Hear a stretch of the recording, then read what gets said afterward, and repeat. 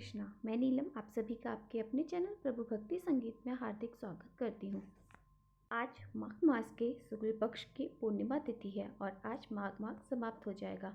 माघ मास में पूर्णिमा का बाकी पूर्णिमा की तरह ही विशेष महत्व होता है। इस व्रत को करने से व्यक्ति की सभी मनोकामनाएं पूर्ण होती हैं। माघ पूर्णिमा पर गंगा स्नान का विशेष महत्व है, तो अगर आप पूरे मास में स्नान नहीं कर पाए हैं तो आज के दिन आपको जरूर गंगा स्नान करना चाहिए। अगर आप ऐसा भी नहीं कर सकते हैं तो आपको स्नान करने वाले जल में थोड़ा सा गंगा जल मिला के अवश्य नहाना चाहिए। तो आज की वीडियो में हम सबसे पहले सुनते हैं माघ पूर्णिमा की कथा। एक नगर में धनेश्वर नाम के एक ब्राह्मण रहते थे। उनकी पत्नी का नाम रूपवती था, जो कि बहुत ही पतिव्रता और सर्वगुण संपन्न थी, लेकिन उनके कोई संतान नहीं था, इसलिए वो बहुत चिंतित रहते थे। एक बार उस नगर में एक महात्मा आए। उन्होंने उस नगर के सभी घरों से दान लिया, लेकिन धनेश्वर की पत्नी जब उन्हें दान देने जाती तो वो उसे लेने से मना कर देते। एक दिन धनेश्वर महात्मा के पास गए और उनसे पूछा, हे महात्मन, आप नगर के सभी लोगों से दान लेते हैं, लेकिन मेरे घर से नहीं लेते हैं। अगर हमसे कोई भूल हुई हो तो हम ब्राह्मण दंपति आपसे क्षमा याचना मांगते हैं। इस पर महात्मा ने कहा, नहीं विप्र, तुम तो हमेशा आदर सत्कार करने वाले ब्राह्मण हो, तुमसे भूल तो कभी भी नहीं हो सकती। महात्मा की बात सुनकर धनेश्वर हाथ जोड़कर बोला, हे मुनिवर, फिर आखिर क्या कारण है, कृपया हमें उससे अवगत कराएं। इस पर महात्मा बोले, हे विप्र, तुम्हें कोई संतान नहीं। जो दंपति निसंतान होते हैं उसके हाथ से भिक्षा ग्रहण मैं कैसे कर सकता हूँ। तुम्हारे द्वारा दिया गया दान लेने के कारण मेरा पतन हो जाएगा। बस यही कारण है कि मैं तुम्हारे घर में दान स्वीकार नहीं करता। महात्मा के ऐसे बोल सुनकर धनेश्वर उनके चरणों में गिर पड़े और विनय होकर बोले, हे महात्मन, संतान ना होना ही हम दोनों पति पत्नी के जीवन की सबसे बड़ी निराशा है। यही संतान प्राप्ति का कोई उपाय हो तो हमें बताएं मुनिवर। ब्राह्मण का दुख देखकर महात्मा बोले, हे विप्र, तुम्हारे इस कष्ट का एक आसान तरीका है। तुम्हें 16 दिनों तक श्रद्धापूर्वक काली माता की पूजा करनी होगी और उन्हें प्रसन्न करना होगा। उनकी कृपा से तुम्हें अवश्य संतान की प्राप्ति होगी। इतना सुनकर धनेश्वर बहुत खुश हो गया। उसने महात्मा का आभार प्रकट किया और घर आकर पत्नी को सारी बात बताई।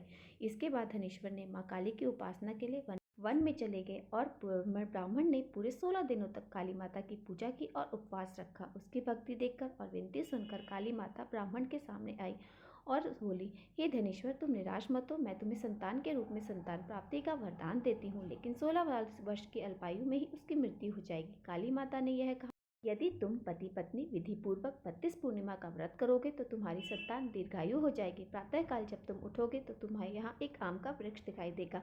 उस पेड़ से एक फल तोड़ना और ले जाकर अपनी पत्नी को खिला देना। शिव जी की कृपा से तुम्हारी पत्नी गर्भवती हो जाएगी। इतना कहकर माता अंतर ध्यान हो गई। प्रातःकाल जब धनेश्वर उठा तो उसे आम का वृक्ष दिखा, जिस पर बहुत सुंदर फल लगे थे। वो काली माँ के कहे अनुसार फल तोड़ने के लिए वृक्ष पर चढ़ने लगा।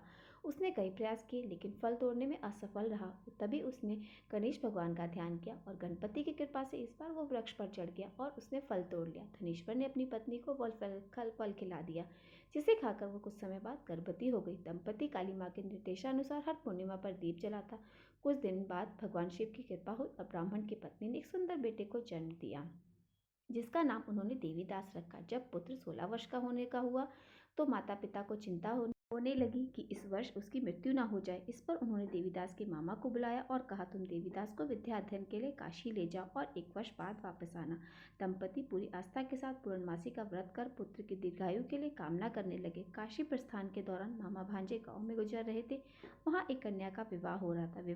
पूर्व उसका वर अंधा हो गया था। तभी वर के पिता ने देवीदास को देखा और मामा से कहा, तुम अपना भांजा कुछ समय के लिए हमारे पास दे दो, विवाह संपन्न हो जाए उसके बाद ले जाना। ये सुनकर मामा ने कहा, यदि मेरा ये भांजा विवाह करेगा तो कन्यादान में मिले आधे धन पर हमारा अधिकार होगा। वर के पिता ने मामा की बात स्वीकार कर ली और देवीदास के साथ कन्या का विवाह संपन्न करा दिया। इसके बाद देवीदास पत्नी के साथ भोजन करने बैठा, लेकिन उसने उस थाल को हाथ नहीं लगाया। यह देखकर पत्नी बोली, स्वामी, आप भोजन क्यों नहीं कर रहे हैं? आपके चेहरे पर ये उदासी कैसी? तब देवीदास ने सारी बात बताई। यह सुनकर कन्या बोली, स्वामी, मैंने अग्नि को साक्षी मानकर आपके साथ फेरे लिए हैं। अब मैं आपके अलावा किसी और को पति स्वीकार नहीं करूंगी। पत्नी की बात सुनकर देवीदास ने कहा, ऐसा मत कहो, मैं अल्पायु हूँ, कुछ ही दिन में 16 वर्ष की होते ही मेरी मृत्यु हो जाएगी। इस पर उसकी पत्नी ने कहा, स्वामी, जो भी मेरे भाग्य में लिखा होगा वो मुझे स्वीकार है। देवीदास ने उसे समझाने की बहुत कोशिश करी, लेकिन वो नहीं मानी। तो देवीदास ने अंगूठी दी और कहा, मैं काशी जा रहा हूँ, लेकिन तुम मेरा हाल जानने के लिए एक पुष्प वाटिका तैयार करो। उसमें भांति भांति पुष्प लगाओ और उन्हें जल से सींचती रहो। यदि वाटिका हरी भरी पुष्प खिले रहें तो समझना मैं जीवित हूँ, और जब ये वाटिका सूख जाए तो मान लेना मेरी मृत्यु हो चुकी है। इतना कहकर देवीदास काशी चला गया। अगले दिन जब कन्या ने दूसरे वर को देखा तो बोली, ये मेरे पति नहीं है, ये मेरा पति तो काशी पढ़ने गया। यदि इसके साथ मेरा विवाह हुआ तो बताएं कि रात्रि में मेरे और इसके बीच क्या बातें हुई थी, तो इसने मुझे क्या दिया था। यह सुनकर वो बोला, मुझे कुछ नहीं पता, और पिता पुत्र वहां से वापस चले गए। उधर एक दिन प्रातःकाल एक सर्प देवीदास को डसने के लिए आया, लेकिन उसके माता पिता द्वारा किए जाने वाले पूर्णिमा व्रत के प्रभाव से वह उसे डस नहीं पाया। इसके बाद वह काल स्वयं वहां आए और उसके शरीर से प्राण निकालने लगे। देवीदास बेहोश होकर गिर पड़ा। तभी माता पार्वती और शिवजी देवीदास को बेहोश देखकर देवी पार्वती बोली, हे स्वामी, देवीदास की माता ने 32 पूर्णिमा का व्रत रखा है, उसके फलस्वरूप कृपया आप इसे जीवन दान दें। माता पार्वती की बात सुनकर भगवान शिव ने देवीदास को पुनः जीवित कर दिया। इधर देवीदास की पत्नी ने देखा कि पुष्प वाटिका में एक भी पुष्प नहीं रहा। वो जान गई कि उसके पति की मृत्यु हो चुकी है और रोने लगी।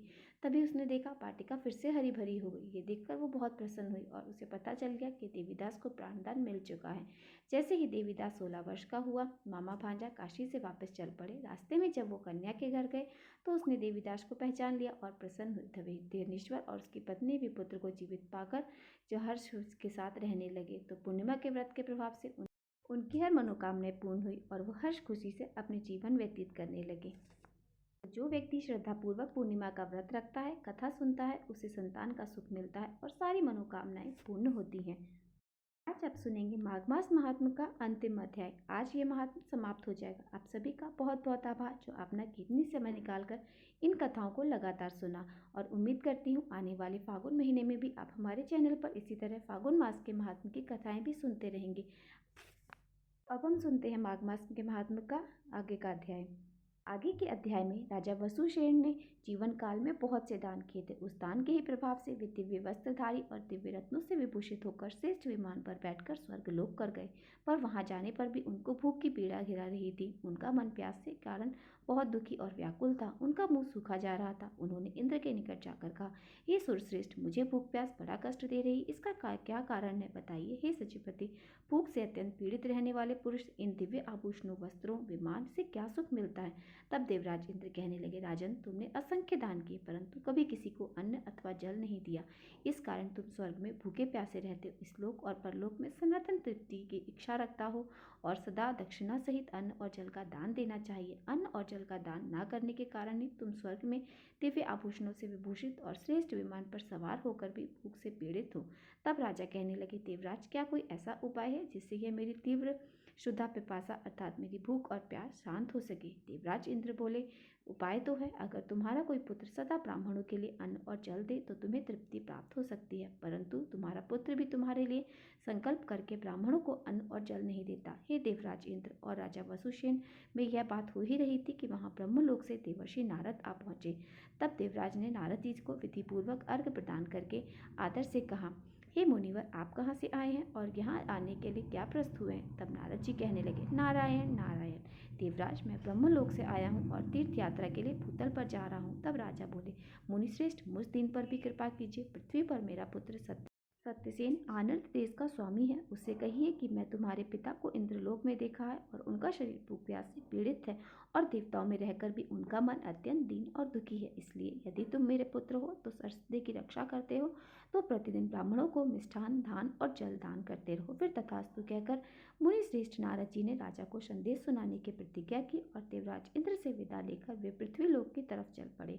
वहां क्रमशः अनेक तीर्थों में भ्रमण करते हुए अनर्थ देश में पहुंचे और सत्यसेन से मिले। राजा सत्यसेन ने नारद जी का पूजन किया, जिसके बाद मुनि ने एकांत में आदरभाव उनको पिता का संदेश सुनाया। यह बात सुनकर सत्यसेन ने विधि पूर्वक नारद जी की पूजा करके उन्हें विदा किया और पिता के उद्देश्य से प्रतिदिन सहस्त्र ब्राह्मण को भक्ति पूर्वक मिष्ठान भोजन कराया।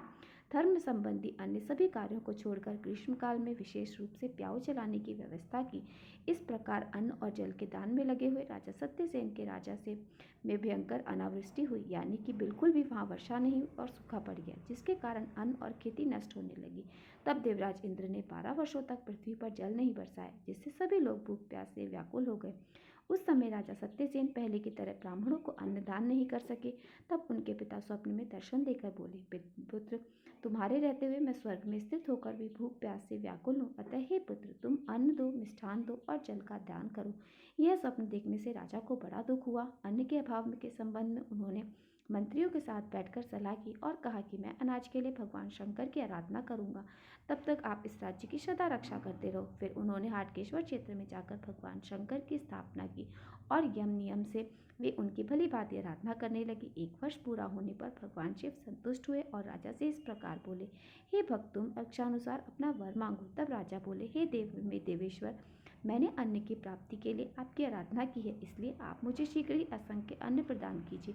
पृथ्वी पर वर्षा हो जिससे अन्न अनाज उत्पन्न हो और जल भी प्रचुर मात्रा में मिल सके। स्वर्ग में रहने वाले मेरे महात्मा पिता को भी आपकी कृपा से तृप्ति प्राप्त हो। तब भगवान शंकर बोले, राजन, समस्त पृथ्वी पर शीघ्र ही वर्षा होगी और पृथ्वी पर सभी प्रकार के अन्न भी होंगे, इसलिए इस समय तुम अपने घर जाओ। राजन, तुमने यहाँ जो मेरे लिंग की प्रतिष्ठा की है, उसका जो भी मनुष्य प्रातः काल उठकर दर्शन करेगा, उसे मनवांछित वस्तु की प्राप्ति होगी। ऐसा कहकर भगवान शिव अंतर ध्यान हो गए। फिर राजा सत्यसेन बड़े हर्ष से अपने निवास स्थान गए और पृथ्वी का अंकराज्य करने लगे। श्री सूत जी कहते हैं, आज भी भयंकर कालिकाल प्राप्त होने पर भी जो मनुष्य प्रातः काल उठकर भक्ति पूर्वक मिष्ठान शिव का दर्शन करता है, वह यदि चाहे तो उस मिष्ठान की प्राप्ति होती है, और जो निष्काम भाव से उनके दर्शन करता है, वह देवादि देव शूलपाणी महादेव जी के लोक को प्राप्त हो जाता है। ऋषियों ने पूछा, हे सूत जी, अमृत प्रदान करने वाले जो अमरेश्वर महादेव बताए गए हैं, उनकी स्थापना किसने की है और उनका प्रभाव क्या है? तब श्री सूत जी महाराज बोले, पूर्व काल में प्रजापति दक्ष की 2 कन्याएं दति और अदिति महात्मा कश्यप जी के साथ ब्याही गई थी। अदिति से देवताओं की उत्पत्ति हुई और दति से दैत्यों की। उनमें बड़ा भारी वैर उपस्थित हो गया। दैत्यों ने देवताओं को पथभ्रष्ट कर और वे संपूर्ण दिशाओं में इधर उधर भाग गए और उन्हें भगा दिया, उन्हें कष्ट दिए। तब देव माता अदिति भगवान शंकर के ध्यान में लीन होकर दिन रात तपस्या करने लगी। इस प्रकार व्रत में लीन हुई अदिति देवी के आगे धरती फोड़कर एक शिवलिंग प्रकट हुआ। इससे उन्होंने बड़ी प्रसन्नता और अनेक प्रकार के स्त्रोत द्वारा उनकी स्तुति करके उन्होंने साष्टांग प्रणाम किया। इसी समय आकाशवाणी हुई, हे कल्याणी, तुम मनवांछित वर मांगो। तब अदिति बोली, हे सुरश्रेष्ठ, मेरे पुत्र देवता युद्ध में दैत्यों द्वारा मारे जाते हैं, अतः आप उन्हें अमर बना दीजिए। युद्ध में दानवों के द्वारा उन्हें अवध कर दीजिए, अर्थात कोई भी उन्हें मार ना सके। तब श्री भगवान बोले, शुभे, जो भी मेरे इस लिंग में विग्रह का स्पर्श करके युद्ध में जाएगा, वे 1 वर्ष तक शत्रुओं के द्वारा अवैध रहेंगे। दूसरे भी जो मनुष्य फागुन की शिवरात्रि को एकाग्रचित होकर यहाँ जागरण करेंगे, वे भी 1 वर्ष तक निरोगी रहेंगे। जो इस शुभ देव स्थान में आएगा, उसे मृत्यु दूर से ही छोड़ देगी। यह सुनकर अदिति ने मरने से बचे हुए अपने पुत्रों को लाकर इस शिवलिंग के दर्शन कराए और उसके महात्म्य का भी वर्णन किया। तब देवता उस शिवलिंग को प्रणाम करके प्रसन्न होकर अस्त्र शस्त्र लेकर दैत्यों पर चढ़े और देवताओं का सहसा युद्ध के लिए आया देखकर दैत्य भी गर्जना करते हुए उनके सामने आ गए। उस समय देवताओं को दानवों ने के साथ भयंकर युद्ध हुआ। उस संग्राम में अनेक प्रकार के तीक्ष्ण अस्त्र शस्त्रों द्वारा देवताओं ने असंख्य दैत्यों को यमलोक पहुंचाया। जो मरने से बच गए वे स्वर्ग छोड़कर समुद्र में जा छुपे। इसके बाद देवराज इंद्र ने अपना राज पुनः प्राप्त किया। शेष दानवों ने उस शिवलिंग की महिमा का पता पाकर शुक्र जी से पूछा। तब शुक्राचार्य जी ने उन्हें सब महात्म्य बताया कि फागुन शिवरात्रि को पवित्र होकर जो भी पुरुष उस शिवलिंग की पूजा करता है, वह काल आ जाने पर भी प्राण नहीं त्याग सकता। दानवों, तुम लोग उस दिन रात में जाकर उस शिवलिंग की पूजा करो, जिससे तुम 1 वर्ष तक मृत्यु के भय से रहित हो जाओगे। देवराज इंद्र को नारद जी से दैत्यों की यह मंत्रांग रात्रि हुई। तब उन्होंने देवताओं के साथ विचार किया, जैसे भी हो सके महादेव जी की रक्षा के लिए उत्तम से उत्तम उद्योग करना चाहिए। ऐसा निश्चय करके 33 कोटि कोटि देवता अस्त्र शस्त्रों के साथ उस शिवलिंग की रक्षा के लिए हाटकेश्वर क्षेत्र में आकर स्थित हो गए। उन्हें देखकर दानव भयभीत होकर सभी दिशाओं में भाग गए। शिवरात्रि के दूसरे दिन पुनः सभी देवताओं ने आपस में विचार किया कि अगर हम लोग इस क्षेत्र को छोड़कर जाएंगे तो दैत्य यहाँ आकर इस शिवलिंग की पूजा अवश्य करेंगे और फिर तो वे भी हमारी तरह अवैध हो जाएंगे। इसलिए हम 33 देवता इस शिवलिंग की रक्षा के लिए यहीं पर टिके रहेंगे और शेष देवता इंद्र के साथ स्वर्ग में चले जाएंगे। ऐसा निश्चय करके 8 वसु, 12 वसु सूर्य, 11 रुद्र और 2 अश्विनी कुमार, यह 33 देवता उस शिवलिंग की रक्षा करने लगे। हाटकेश्वर क्षेत्र में निवास करने लगे और सभी देवता इंद्रगण सहित स्वर्ग में चले गए। श्री सूत जी कहते हैं, इस प्रकार अमरेश्वर लिंग पूर्व काल में अदिति देवी के द्वारा स्थापित था, जिससे दर्शन मात्र से देह की 1 वर्ष तक अकाल मृत्यु नहीं होती। मृत्यु का निवारण करने के कारण ही वह अमर लिंग के नाम से तीनों लोकों में विख्यात है। उस शिवलिंग के आगे स्वच्छ जल से भरा हुआ एक उत्तम कुंड है, जिसे अदिति देवी ने अपने स्नान के लिए निर्माण कराया था। जो मनुष्य उसमें स्नान करके उस शिवलिंग का दर्शन करता है और उसी दिन रात के समय वहाँ जागरण करता है, वह 1 वर्ष तक अल्प मृत्यु अर्थात अकाल मृत्यु को प्राप्त नहीं होता। हरे कृष्ण। आज का अध्याय यहीं पर समाप्त होता है और इसी के साथ माघ मास का महात्म भी पूर्ण होता है।